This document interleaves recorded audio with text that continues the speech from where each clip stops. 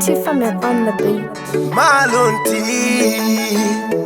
Tifaman, Gabi, Tini Tadati, Old man,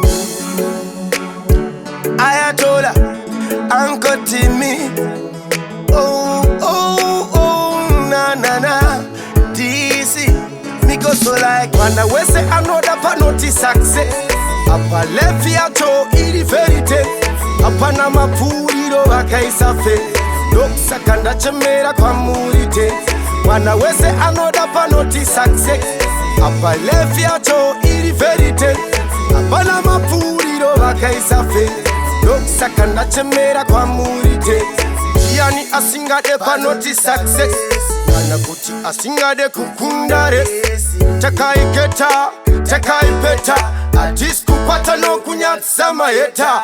Bana badiki, banu bakuru, chimbirini ara wati no da budiru. Tane kupiza makata, tabuda dikita, purisi tane nyota. Wanda Wese anoda panoti success. Apa lefi ato iri verite, apa na mapuriro wakaisa fe, doksa kanda chemera kwa murite. Wanda Wese anoda panoti success. Apa lefi ato iri verite, apa na mapuriro wakaisa fe, doksa kanda chemera kwa murite. Jambo sama kudaitira basi, asi zvinhu zvacho zvangoramba zviri basi. Ekudo yeta kutengesa madomasi, asi mumwe ari kuti aasi anasi. Asi anoramba akashingirira kusungirira kuyenderera, nekuti anodawo kubudirira. Mwana wese handeiwo kwese, nekuti tave kuda zvese. Wanda Wese anoda panoti success. Apa lefi ato iri verite, apa na mapuriro wakaisa fe, doksa kanda chemera kwa murite.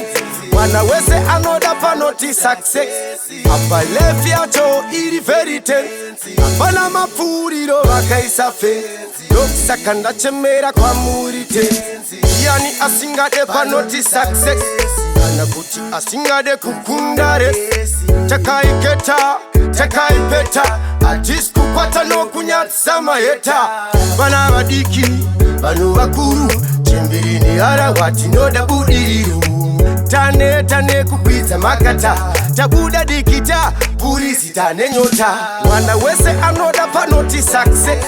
Apa lefi ato iri verite, apa na mapuriro wakaisa fe, doksa kanda chemera kwa murite.